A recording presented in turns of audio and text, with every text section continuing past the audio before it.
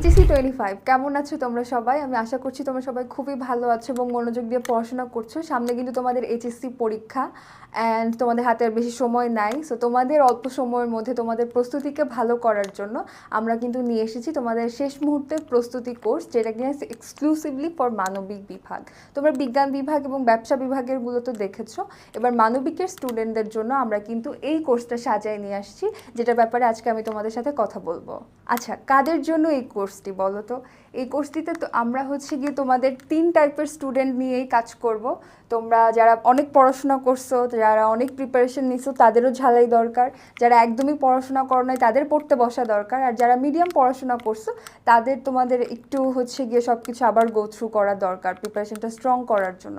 So আমরা এই 3 টাইপের স্টুডেন্টদের জন্যই কিন্তু এই কোর্সটা গিয়ে সাজিয়ে নিয়ে আসছি। সো এই কোর্সটা তো আমরা বুঝলাম কাদের জন্য। এখন কেন এই কোর্সটা আসলে তোমাদের